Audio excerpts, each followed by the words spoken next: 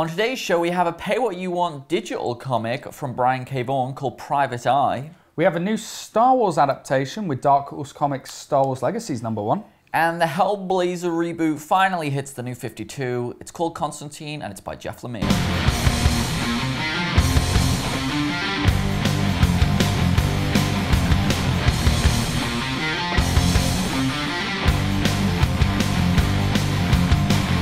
Okay, so to my knowledge, this is the first time, and we've talked about digital comics before, but this is the first time we've had a comic that has been licensed under this model, the kind of pay what you want model. Yep. And it's from Brian K Vaughn. Yep. Hugely celebrated creator. We've talked about Saga on this show. You've talked about Why the Last Man before.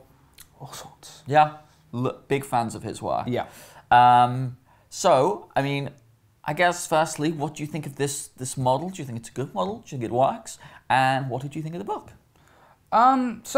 First off, I'm a fan of this model. I say that on the principles that I paid nothing for it, just because if I get to have a look at a product first before I pay for it, I feel much better about doing that. I mean, you've said before as well, you have a problem with digital stuff. You want. I do. And the fact is that if this series is as good as Saga and Why the Last Man, I'd buy a hardback if it came out. Yes, yeah, I would definitely buy the trade paperback version. I like being able to read it monthly. I think that's really good. But what I will say is they have formatted it for digital, which makes a huge difference in the reading experience. Like, I read all of my books this week digitally. I read Constantine and Star Wars Legacies, and this was by far the easiest reading experience and the most enjoyable because this book is fantastic. It's so exciting, so early on.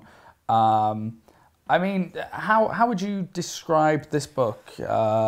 Well, it's difficult because it's Brian K Vaughn sort of doing what he does best in world building. Yeah. This is a world where we don't have internet anymore. Mm-hmm. Something happened. All of your private information, everything you've ever stored online, explain it. Has been leaked They out. put it on the cloud, and the cloud burst. Yes, and now that it's a future world with no internet where privacy is the utmost importance. Brilliant, fresh concept in my opinion. Like, I haven't seen anything like this. The artwork was really nice. It's kind of on the same vein of Saga in that kind of, this is what you get. It's really nice, really simplistic. It's got some crazy aspects in it, you know. I mean, someone walks into an office wearing a tiger's head and goes, "Oh, a furry." It's just weird, but funny. But when it explains, it makes sense. Yeah, exactly. And it's one of those kind of, I think it's what Brian K Vaughn does best, that he just kind of picks you up, puts you in a situation and goes, deal with it. And you go, well, I can get my head around this pretty easily. And he does it brilliantly. And I'll pay for the next one. I promise. I will pay for the next one. I mean, I don't know if I will or not. Like, I mean, first of all, I'll get to that in a minute, but the book I loved. Yeah. I am so envious of Brian K Vaughn's talent. Like, the way he builds a world, the way he establishes these concepts is so original and fresh and exciting, and he just writes comics the best. Like, he's just so good at it. He writes comics the best. He's just so good at it. The name of the artist escapes me, but the art in this book is stunning as well. You're right, the format. The digital comics we read before, the Injustice one, that was the same thing. Same, laid out for digital, laid out for widescreen. But it wasn't as good. It was nowhere near as good. But no, this is stunning. I loved it. I'm so excited to read the next issue. Just to jump on that point again, I want it on my shelf. I suppose. And I'm not willing to pay for it twice. That's my issue. Yeah, no, I mean, if they do intend to bring out a paperback version, I'd much rather get that. Like, not a singles version, but like a trade paperback, I'd much rather get that. I think it mostly comes down to the fact that as a comic book community, we buy physical comics for one of two reasons. Either one, to sit on the shelf as display and look great, and so you can pick because we like the feeling of books. Or two, you get the single issues because you want it up to date, but you also want something that maybe it's going to be worth something in the future when you've got a collection. You know, it's kind of this investment thing. Whereas with digital, you don't get any of that. It's you know, it's just ones and zeros on your computer, which at any moment can be gone. Well, no, this is different. This isn't. There's a difference between this and Comixology, because Comixology, basically, they're loaning your book indefinite, until further notice. I like being able to pay this is yours. What I want. Yeah. It'll be on your computer forever. It's DRM free. Yeah. You could send it to you. I could have downloaded it and sent it to you. Yeah. Do you know what I mean? And I think... No, I do like that. Yeah, that's a much better different model. Okay, so the next book we have to talk about is a Dark Horse comic book. It is also a Star Wars adaptation. It's Star Wars Legacy #1. And it takes place 138 years after the events of A New Hope. Yeah, but it also takes place about 20 years, I think, after the events of Star Wars Legacy, which you didn't read.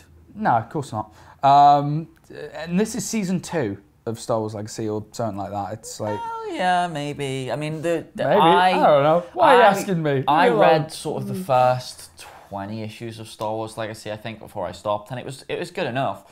And I don't recognize any of the characters from this. I think they're sort of new. The basic concept is the Sith are coming back. There's unease in the Jedi ranks, and the main character is great-great-granddaughter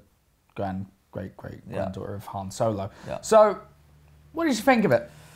Well, I thought it was a very well told story. First of all, I thought the dynamics between the character of the Solo girl, I forget her name, and Anna, Ada, and the one who looks like Admiral Akbar. I forget his name as well.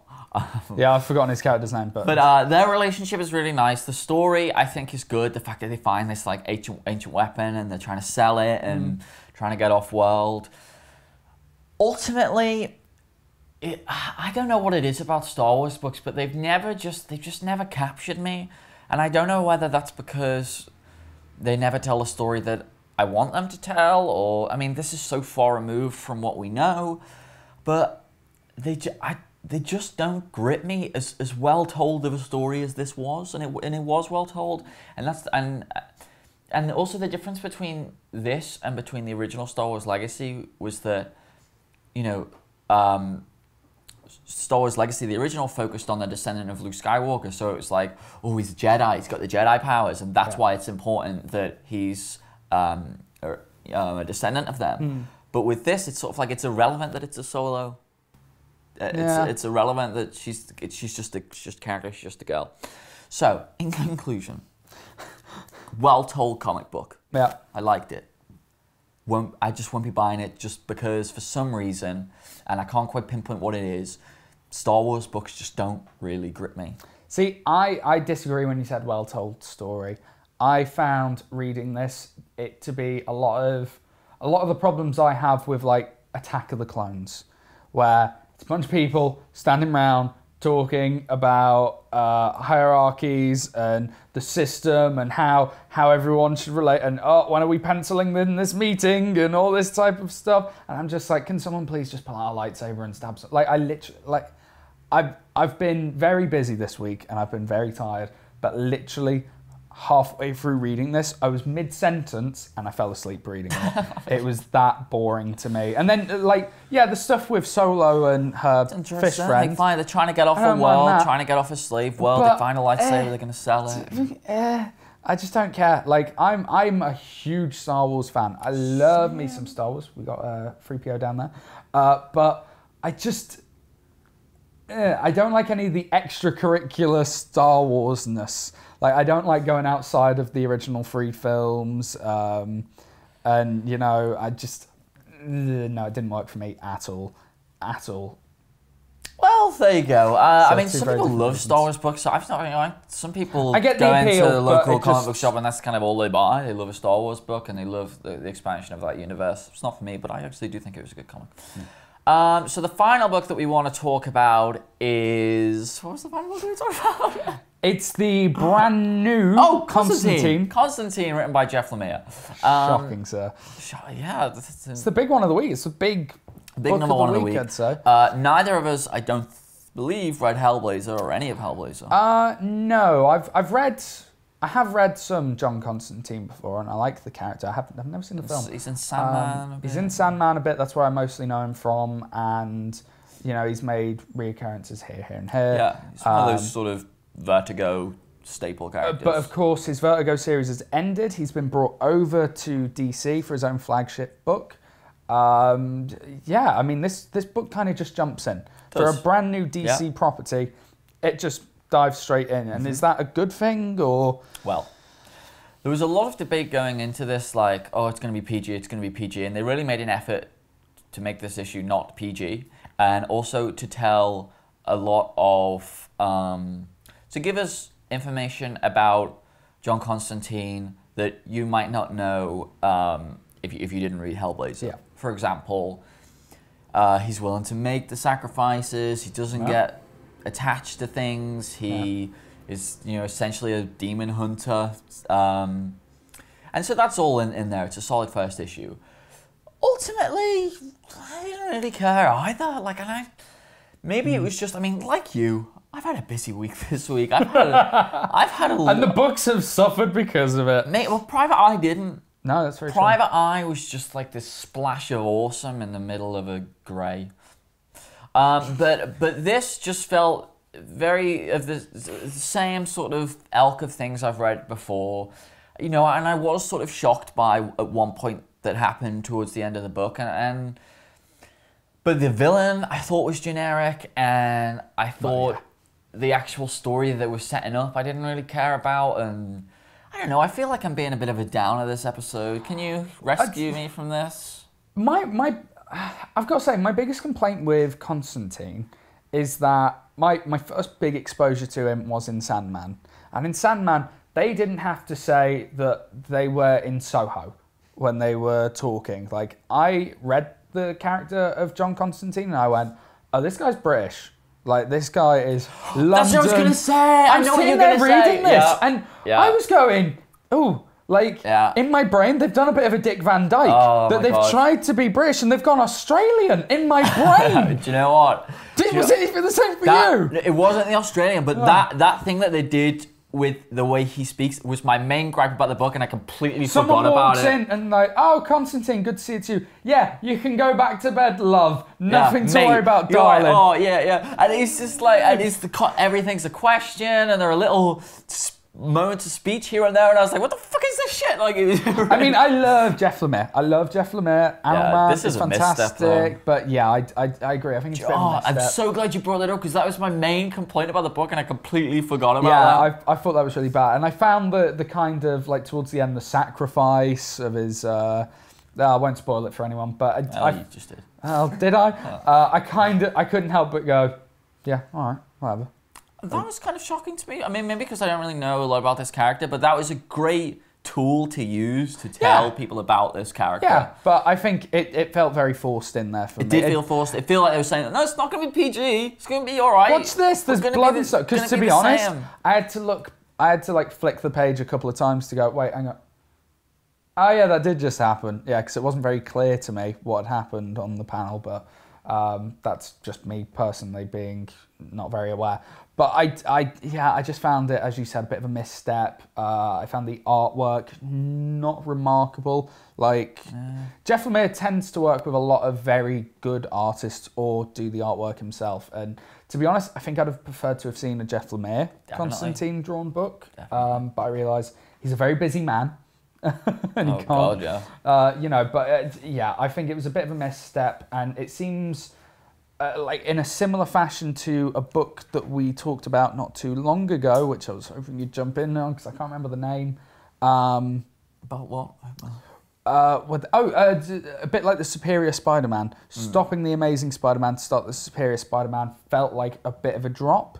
This, going from Hellblazer to Constantine, whilst I wasn't reading Hellblazer, it feels like a bit of a drop, and it feels like a bit of a theft of that character to their audience, and in an attempt to give it to other people, I feel as though they've kind of ruined it. Well, who knows what's going on over at DC. Who knows?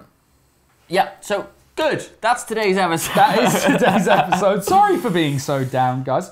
Hey, We got some good news. Well, first of all, winner of last week's comic is right here. Age of Ultron #1 is the mystery prize. Oh, you lucky people, you. Lucky you. And guess what? Just because we know you loved it so much, this week, another mystery comic. Oh. Bam, thrown it out there. So if you want a chance to win that, comment down below. And also, if you want a bit of extra entertainment after this, not a bit of extra Dan, but a bit of extra Dale. Myself, along with our editor Stephen, and he's waving, why? And a couple of our friends got together and entered a contest for Hat Trick Productions, which you can watch online. We made it to the finals, so go there, watch it. It's very funny. There are links down below, and a good time had by all for that one. Yeah, lovely. If you want to follow us on Twitter, it is @comicbookshow1. Yes, it And is. join us on Wednesday as well. We'll be looking at the greatest superhero of all time, back with Ellie and Jimsicle. And then on Friday, we've got a bit of what we've been reading. Lovely stuff. We will see you then. Crazy.